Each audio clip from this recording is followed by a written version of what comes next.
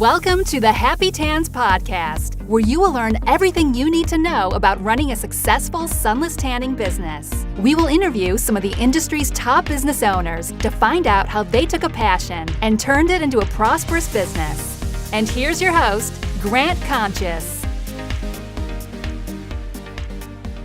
Hello and welcome to the Happy Tans podcast. On today's episode, we have Jenny Schneider from Apres Soleil in Walnut Creek, California. How are you doing today, Jenny? I'm great, Grant. Thank you for having me. Thank you so much for joining us. And if you'd like to introduce yourself to everyone that doesn't know you.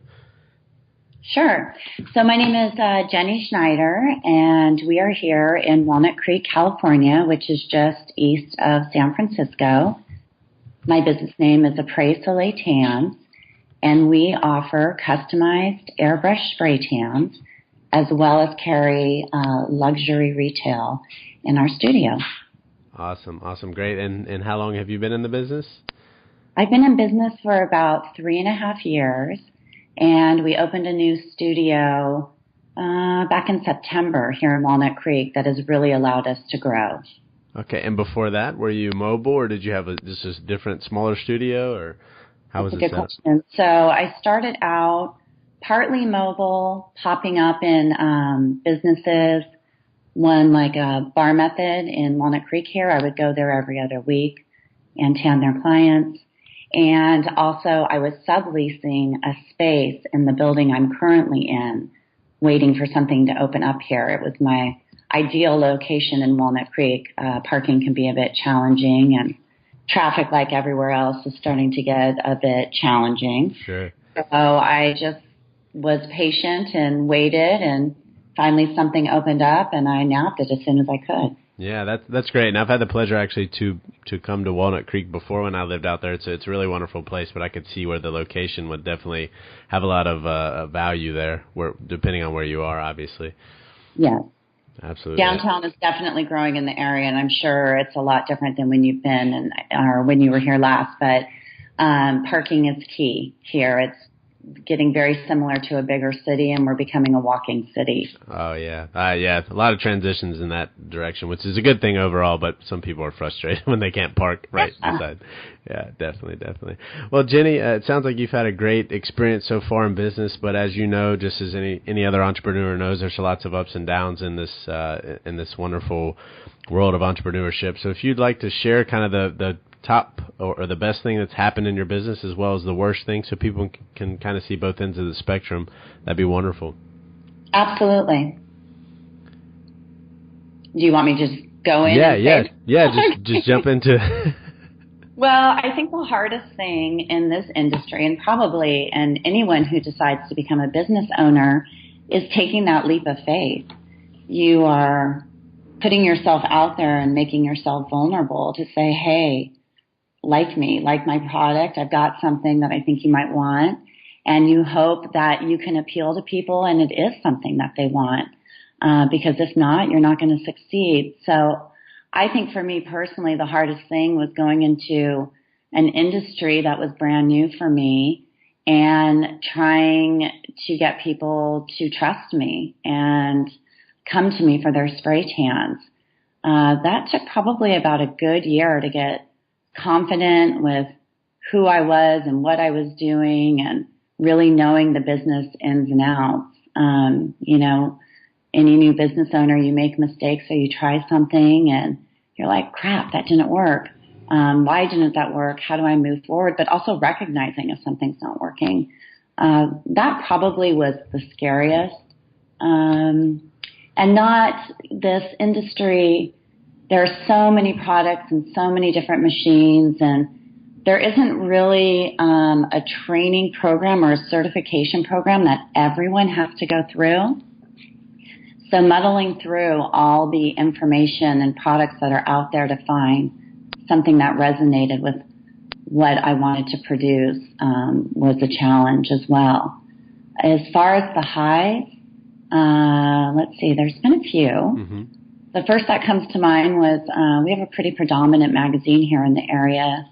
And in my second year of business, we were voted best spray tan in the East Bay by the readers from Diablo magazine. that was a little happy dance I did at that moment. I kind of felt like, okay, I did it.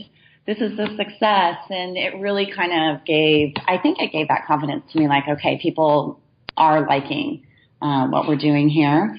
And opening new doors in September, that was big for us. I always joke with my husband that I had to kind of, finally grow up and put my big girl pants on with big girl rent, and lost a lot of freedom here. So that was a great moment. And I would say the other thing that probably stands out is I've worked really hard to work with the community and local dermatologists in the area, which we can talk about later, but we were able to host our first free community skin check in January with 5 dermatologists, so that was just amazing. Yeah, that I know that's something, like you said, we'll talk about it a little bit later, but I know that's something you're really passionate about as far as that the checkups go. And you touched on a couple good points there. One, you were getting voted by the readers or the people that you had the best spray tan service there, even after being in business for so long, and all these other things that you've accomplished. You still like to hear that feedback and get that kind of pat on the back, so to speak. The proverbial pat on the back, and it feels good because you at least know that everything's moving in the right direction. But even with the success you've had, it was still something important for you to have that, to hear that, and I think it always is for people. So that's really cool to hear from you. Oh, absolutely, and it continues. I mean, daily, I want my clients to be happy, and I want them to feel like they had a really good experience, and I am looking for that positive feedback constantly and reaching out to people to see if they are having that experience. I think that if, you run into a client that maybe it wasn't 100%, you find out what happened and you make it right, or you make some changes. Sure. So positive feedback is always, for me anyway, needed. Definitely. I like to keep an open loop between me and my customers or clients, however you want to say it, because you want to make sure that they're always communicating with you, good, bad, whatever it may be, neutral, it doesn't matter. You want to know how you can improve. So that's definitely important for any business. Right. And you said it took you about a year, to kind of get up and running. And our mutual friend, Jen Diaz, said it 6 months she sprayed before she had a paying customer. So for you, do you actually remember how you acquired your first paying customer? Oh, gosh. I begged and pleaded. No, it was in the beginning, I gave away a lot of free tans.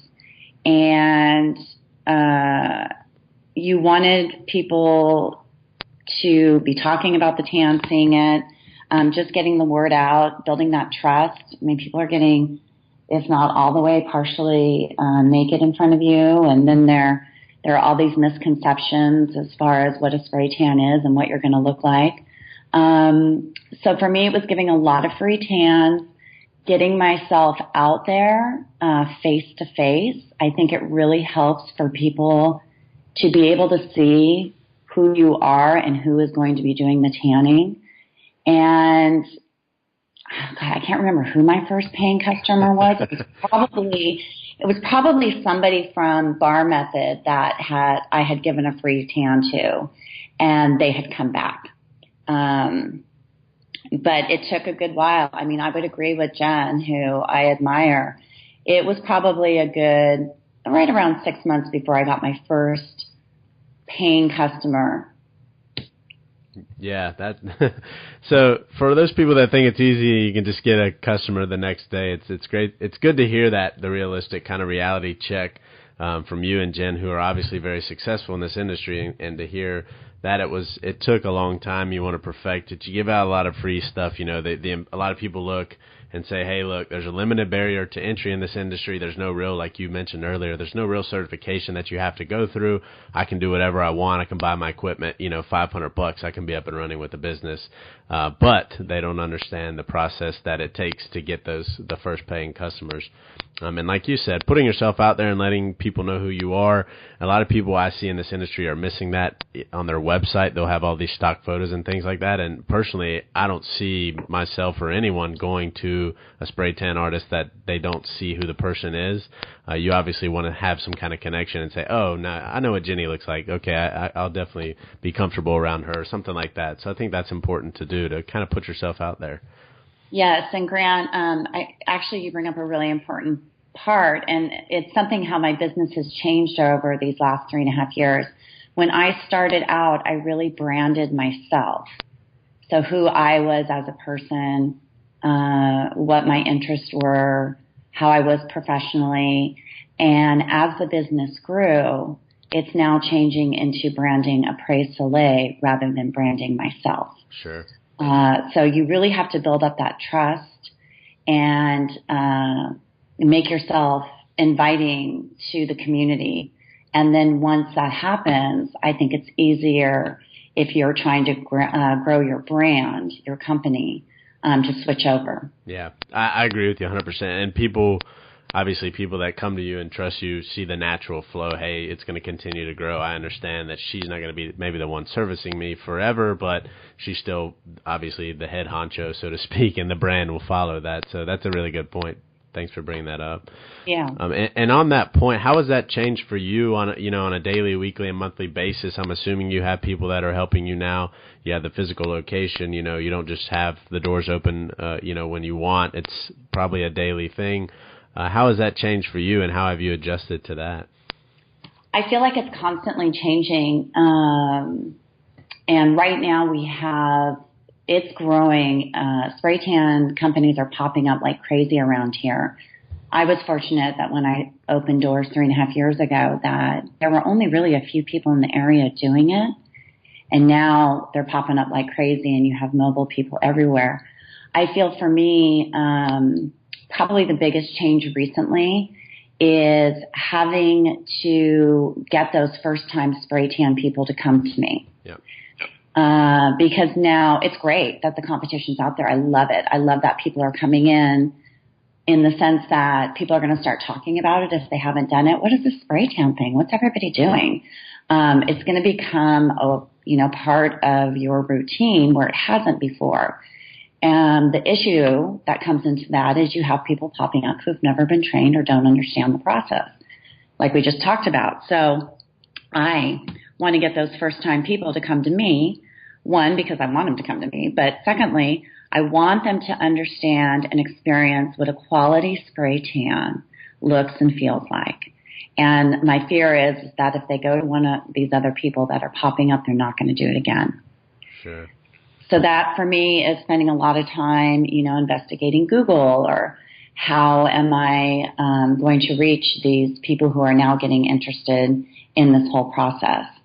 But over the years, it's changed. It's just, when I started bringing in retail, okay, what's going to appeal to my clients? What are they going to want? Why are they coming to get spray tans from me? And what would be a great last minute thing that they need to pick up for a vacation or going to a pool party? I just feel as you grow, depending on where you are and what your goals are, your needs and desires change weekly. Absolutely. Yeah, that's kind of the, behind the question is kind of finding out what people are doing and how they're keeping up with that growth. And things change in business, and it's harder, it gets harder when you're managing people and not just yourself, and to keep the consistent customer service and the spray tan in and of itself. So that's really good to hear how you've done that. And I really love the fact that you embrace the competition. It's a good thing. I'm a huge proponent for that and for community, which is why I started Happy Tans. Everybody seemed to be, to me, from the outside kind of looking in when I got into the industry, really harsh, and they battle back and forth with each other, and they're 20 miles apart. Or even if you're down the street from somebody, there's plenty of people for everyone. So it's just unfortunate that people see competition as a bad thing. I see competition as, hey, there's enough opportunity to support all of us. So that's really good to hear that you actually embrace that as well. Oh, agree 100%. In fact, we have a women's networking group that I helped start here, where it's women in business in our area, and we get together once a month. And it doesn't matter if there's another spray tan business in there or 3 hair salon owners or whatever it may be. It is all about women supporting women in business. And we are trying to encourage competition and supporting one another. Wow, that's really awesome, and that actually made me think of BNI Group. I'm sure you've heard of it, and they're kind of funny in the sense that they only allow one person from each industry. So it's kind of it's kind of a culture thing. It's probably cultivated and it's embedded in our brain that hey, competition is a bad thing, but I've just seen too many opportunities. If I go look for an opportunity and nobody else is doing it, I'm going to take a couple steps back and think, is this actually worthwhile? Because it might not be something I'd be interested in. So I like the fact that you embrace competition, and that's pretty cool to hear. And I actually want to do am considering testing here in my area. We're in a city of about 1 million people. There's tons of spray tan companies, but I kind of want to do an open case study and start a business with my wife and see how we can do and just put everything out there for people to see. That's the first time I've actually mentioned that, but her and I have talked extensively about it. So it'd be kind of cool for people to see, because I'm going to say, hey, I don't care about competition. It is what it is. Here you can see what I'm doing. But just and see what works and what doesn't, and see how it is so people can see how realistic it is. Right. No, I love it. Definitely keep us posted on that. Yeah. I think we'll kind of be the crash test dummies and let everybody know what works and what doesn't. Perfect. Oh, yeah, definitely. So, Jenny, if you had to think about it since you've been in the business, if there was one thing that you could attribute to your success, the most, what would you say that one thing was that you've done well? I hustled big time. I pounded the pavement. I got myself out there, drove my family crazy because I was gone a lot. But I really, it's true. Yeah. It really, you are asking people to put themselves in a very vulnerable situation. Mm-hmm. They are getting undressed. Women are already insecure about how they look typically in most cases. And then you're applying something to their body that they're going to be walking around with for approximately 5 to 10 days with. It's a lot to ask of someone to trust you. So I think I was just out there. I would knock on doors, introduce myself as far as businesses. I aggressively marketed myself, and I went after a demographic that was similar to what I wanted. As we were just saying, there are customers for everybody out there, but not every person out there is my customer or client. Yep. I am not going to appeal to everyone. And so I had to make a decision who I wanted to appeal to, and then cross-market with those businesses or people in my community that have the same demographic. And I think a lot of time is wasted on going after a clientele that maybe is not really your clientele. Sure. It's so funny you said that. I think you and I might be drinking the same Kool-Aid, but that's in the marketing world or the web world, we call that client avatars, or finding your ideal client. And we when I go into a business to help them, we say, okay, who's your ideal client? And you literally assign them a name and say it's Jenny the whatever, and you do this and that, and say they make this much income, this is where they hang out, this is the kind of things they like to do. And that's what that does, is that puts it in your mind, and then you attract those type of people with your marketing messages and everything like that. Because like you said, I don't want everybody that's going to walk in the door. The people that want the $20 spray tans can go to the booth or do whatever they want, but that's not who you want to attract. So that's really awesome that you did that from the get-go. That was really probably helped to even, push your business forward a little bit faster than normal, because you targeted that specific, demographic, so to speak. I did. And I also, I made some mistakes in, let's say social media, because in the beginning you are trying to get people just to come in, right? You just want, you've got this overhead, whether you're mobile or not, you've invested this money and you want paying customers. So I think it's easy to make those mistakes in the beginning because you're just trying to get the word out. And, that in the beginning, that could be good or it couldn't. I really don't know. But I think at some point, if you don't do it in the beginning, you got to fine tune exactly what you're going after. Yeah. I agree with you. There's a certain, level where you have to get to, but it also helps to create the branding and messaging that you need to know who you want to market towards. You know, Apple doesn't market towards people that want a Dell computer for $200. They market towards people that don't care if they don't get a discount and want to stand in a line for 2 days to get a phone. So it's a completely different, you know, message and things like that. But that's really cool to hear from you. So thanks for sharing that, Jenny. Yeah.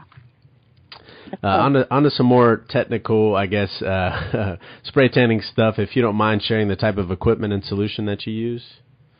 Yeah, no, it's interesting because it's when I was thinking about that, I'm like, do I want to share that? And yeah, I mean, again, back to people are going to come to me because of who I am and what what I'm trying to produce and the experience I'm trying to give to people. So I'm happy to share that. I draw from several different solutions actually. Kind of my go-to is one from AYU called Vino. The community we live in, people don't like to be really, really dark. They don't like to look like they've been spray tanned. I do have a handful of clients that do like that darkness, but this is a really nice product, I find in general. And then Fabiola of Sobe Tans, I met her back in January and had an instant girl crush, but she turned me on to South Seas. So I introduced South Seas to my client probably about 3 months ago, and it's been very popular as well. So those are my main two solutions that I use here. And then I have like a Viva, and that's really it. And then as far as equipment, I'm kind of in a transition period with that. I use the Maximus gun, which I love. But we have an issue here in California where our water will calcify the insides of the gun because they're 100% metal. And I will go through a gun every 3 to 6 months and have dealt a lot with Maximus on how to prevent it from happening, but it's just too much money going into those guns at this point. So I'm looking into alternative solutions right now. Yeah. Go ahead. I'm sorry. I was just going to say it's. I like the Maximus gun. I think it's a great gun. It's a nice, light spray that goes on people, but it's just I'm just having issues with the cost of having to replace, and it's a little heavy, so I'm going to look into something lighter as well. Yep, that's something Fabiola mentioned as well, that the weight of the gun, and I've heard that a lot more from people in their back and shoulders and wrist and everything that kind of goes into that. So I've never heard of the calcification thing, but that makes sense because I remember the water out there was pretty harsh. So yeah, that really makes sense. It's been fun, let me tell you. A lot of money spent on guns here. I bet. Well, for you, when you started out, did you go through any training or certification yourself? I know you said there's lots of obviously options out there. Yeah, when I was looking into this, I was going into the industry with no experience whatsoever, and quite honestly, I'd never had a spray tan myself. I was told that I can't be in the sun anymore. I've done extensive sun damage from growing up in Southern California on the beaches, and I need a little bit of color. But I didn't like how the self-tanners and stuff worked.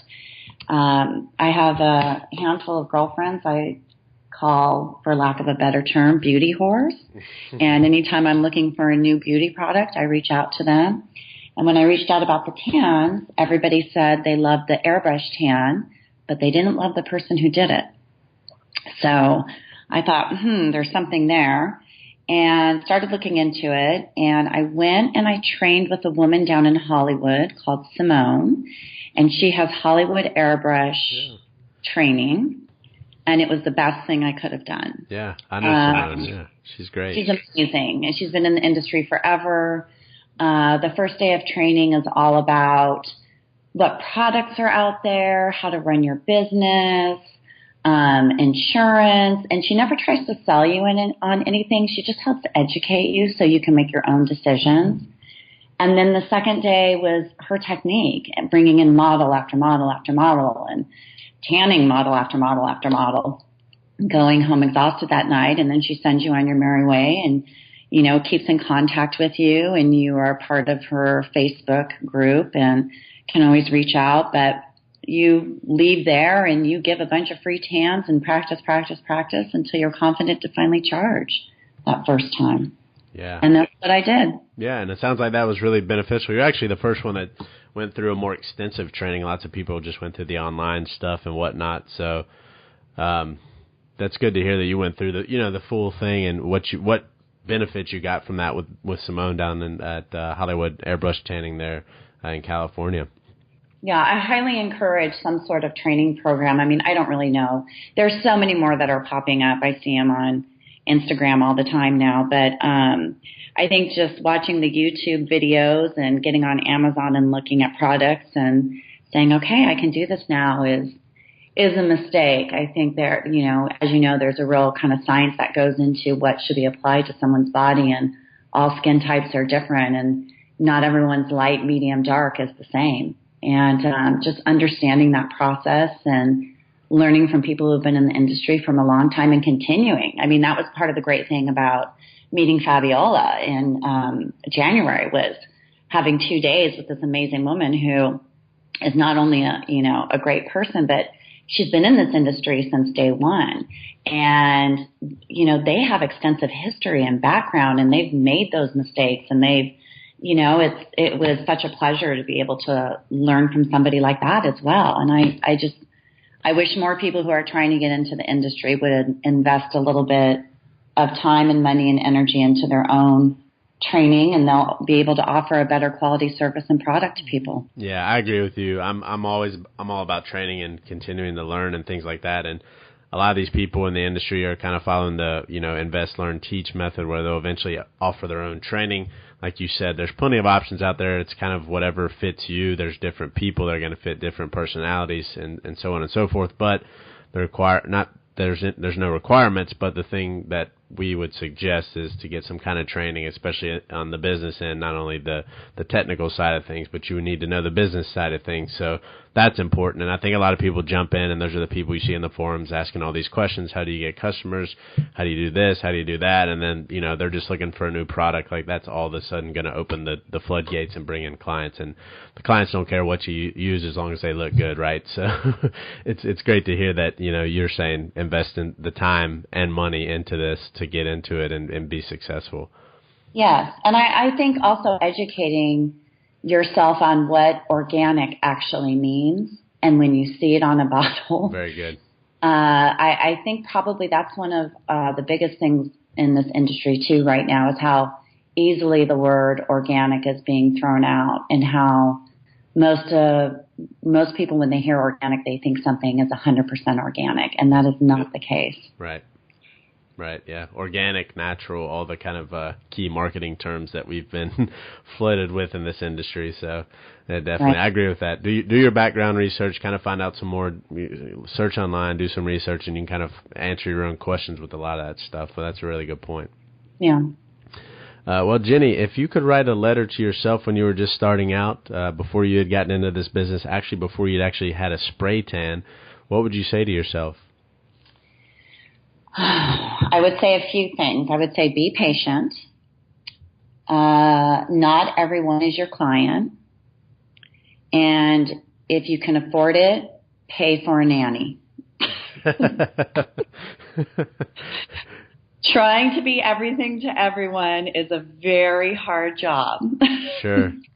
Absolutely. I would say probably out of the three, the biggest one is not everyone is your client. Yeah, that's really great to hear. I love for you to actually say that and, continue to reiterate that, because a lot of people have said, obviously, the hard work, the patience, the not giving up and things like that. But it's really cool to hear that, not everyone's your client. You don't need to go after everyone. Don't compete on price is something that, I'm big about. So that's good to hear from you, somebody that's successful in this industry. So thank you for sharing that with us, Jenny. Thank you. Yeah, and I know we had discussed a little bit beforehand about the melanoma thing. You wanted to kind of share some information with that. I believe you said this month was a specific and special month for that. So feel free. I'll kind of open the floor for you to share that information.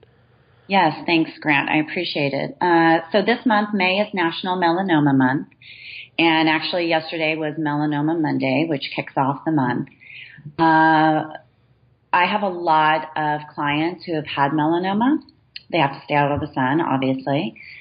People who have had cancer are prone to melanoma, so they have to be careful.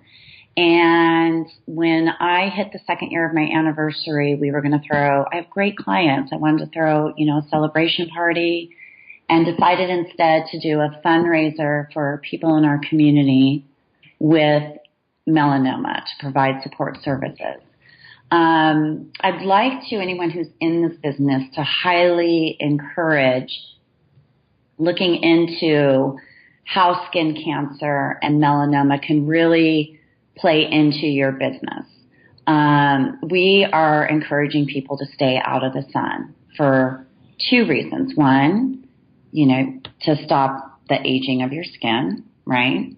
I mean, if we're looking at a kind of a more vein level, but also to prevent getting skin cancer. I mean, these really are two reasons why people should stay out of the sun. Otherwise, they're going to go in the sun and they're going to get tan and it feels good and all that good stuff. But skin cancer and melanoma is on the rise, and it is a real problem. And sunscreen and avoiding sun exposure altogether are the only two things that people can actively do. So getting the word out and making people knowledgeable is important and will only add to your business as well. But we work with dermatologists here in our community, and we were able to host our first free skin check for the community back in January. We had 80 appointments available, and it was a great success. We are now this next year going to look into programs to start educating high school kids on the dangers of the sun. And again, sunscreen, getting an annual skin check, and just being aware of how you can protect yourself. But this really ties into our industry, and it's something I think that's very easy for people to create within their own company. I'm a firm believer that if you own a business, you should give back to your community. I'm fortunate that I'm able to do that. Instead of, making all these donations everywhere and doing all this stuff and spreading myself thin, I try to focus on anything that has to do with melanoma or skin cancer. And we give a certain percentage of what we make back to our local cancer support community here in the East Bay as well. That goes towards those services. It's a full circle. I've definitely gotten business because of this. It's not the reason why I started out doing it. But I think if this is something that our industry in general should really be taking a look at, and how we can link to these organizations that are out there and work together to promote people making good decisions. Great. Thank you for sharing that, Jenny. That's really awesome to hear. And like you said, obviously you've gained some clients from this, but that's not the main point. You ultimately want to give back and help people be aware and things like that. And I was looking on your website. Is that what the hashtag Check Me Out shirts? Is that what that was part of? Yes. So we have a fundraiser called Meet Me in Miami, and it's not in Miami, even though people think it is all the time. I thought it was. Nabila was like, great, I'm already in Miami. But it's a South Beach themed fundraiser that we do in Walnut Creek. It's at a private residence, and it's great. It's not your typical sit-down dinner. I mean, you kind of feel like you're, at a Vegas pool party at night, but we're raising money and awareness for melanoma. We have T-shirts and a slogan. So we have a new brand that was put out. It was called This Is My Skin. And then underneath that is the hashtag Check Me Out. And obviously a play on words. It's encouraging people to go get their skin checked, at least annually. And we sell these T-shirts and tanks on our website and throughout the community. All the proceeds raised from our hashtag Check Me Out tees and tanks go directly back towards our free skin checks that we're able to offer to the community. So it takes a little extra time, definitely on my part, but well worth it. Yeah, that's definitely worth it, when knowing that you're helping people possibly detect something like that early, or at least be aware of it, right? That's the whole battle here, and that's awesome to hear. It's something deeper for you than money. A lot of people obviously are driven for that in business, and you have to have that to run a business and to succeed and to live, but yours goes a little bit deeper than that. So I'm glad that you mentioned that beforehand. I'm glad that Fabiola mentioned to bring that up, and so that we could to open the floor so you could share that message. So thank you so much for sharing that information with us, Jenny. Yes, thank you for allowing me to. Yeah, of course.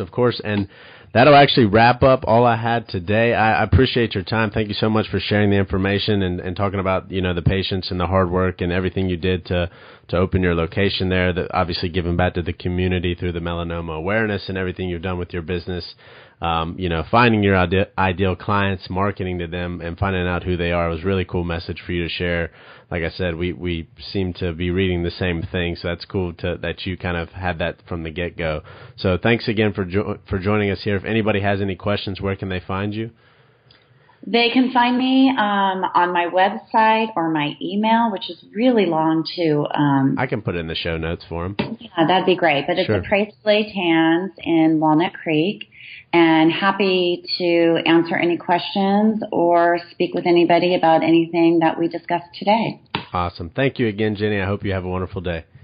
Thank you. You too, Grant. And thank you for having this podcast. Yes, you're welcome. My pleasure. Thank you. Bye-bye. Bye-bye. Hello, Happy Tans listeners. Thank you so much for joining us on episode 13 of the Happy Tans podcast with Jenny Schneider from Apres Soleil in Walnut Creek, California. She shared some amazing information. She shared a little bit different information than a lot of people. She had some other things and insights and information to share with us as far as finding her, kind of ideal client and targeting those people specifically. She didn't want to attract everyone, just the type of client that she wanted to have. She also talked about how it took her about a year to get her business really up and running. And now, 3.5 years later, she's in a wonderful location and was voted the best spray tan in the Walnut Creek in the East Bay area. So thank you so much, Jenny, for joining us. Thank you to all the listeners. I will add her email and her website link below in the show notes. If you ever have any questions, you can always reach out to me, Grant at happytans.com. Again, thank you so much for joining us, and happy tanning.